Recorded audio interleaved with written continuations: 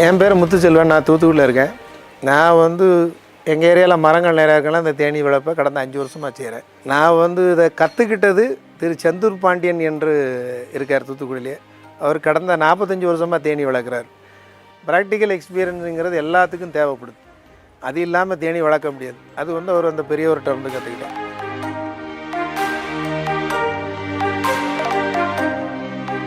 வைல்டில் போய் பிடிச்சிட்டு வர்றது, அப்புறம் அந்த சீசனில் ஜனவரி, பிப்ரவரி, மார்ச், ஏப்ரல், மே இந்த 5 மாதத்தில் இந்த ஊரில் இருக்கிற மரங்கள் ஓரளவுக்கு தூத்துக்குடியில் மரங்கள் நிறையா நட்டி வச்சுருக்கிறதுனால தேன் எடுக்கிறதுக்கு ஒரு சின்ன வாய்ப்பு. எங்களுக்கு ஒரு ஆவரேஜாக ஒரு இயரில் கரெக்டான ஃப்ளவரிங் சீசன், கரெக்டான ரெயின் இருந்தால் 4 தடவைலேருந்து 5 தடவை தேன் எடுக்கலாம். இந்த தேனியில் பார்த்திங்கன்னா ராணி தேனி, பனி தேனி, ஆண் தேனி இருக்குது. இந்த ராணி தேனி தான் அந்த காலனிக்கு கூட சென்டர் ஆக இருக்கக்கூடிய ஒரே உற்பத்தி நிலையம்.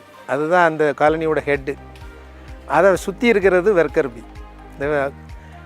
அதுக்கு அடுத்து இருக்கிறது பார்த்திங்கன்னா மேல் பீஸ். இந்த மேல் பீஸுக்கு only reproduction and warming up the comb. அந்த கோம்பை ஹீட் பண்ணுறது மெயின்டைன் கூட இருக்கிறது, அவ்வளோதான். மற்றபடி ப்ரீட் பண்ணி முடித்த உடனே மேல் ட்ரோன் பீஸ் இறந்து போயிடும். ராணி ஈச்சு ஒரு காலனியில் 3லேருந்து 4 வருஷம் வரைக்கும் உயிரோடு இருக்கும்.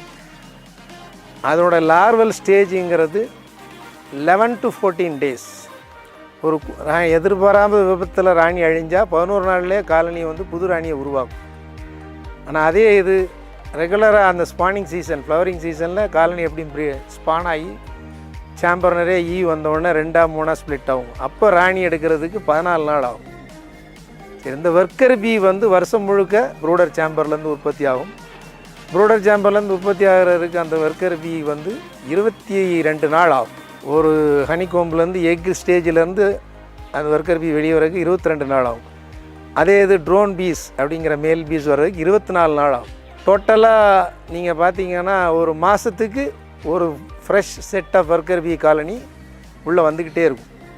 அப்போ அந்த 3 வாரத்துலேருந்து 5 வாரத்துக்குள்ளேயே 4 வாரத்துக்குள்ளேயே ஒர்க்கர் பீ இறக்கிறதுக்கும் இன்னொரு காலனி உள்ளே வர்றதுக்கும் காலனி ஸ்ட்ரென்த்து எவ்வளோக்கு எவ்வளோ அதிகமாக இருக்கோ அவ்வளோக்கு எவ்வளோ நிறையா பூக்களில் போய் தேனும் எடுக்க முடியும், போலனும் எடுக்க முடியும், ஹனியும் நமக்கு கிடைக்கும்.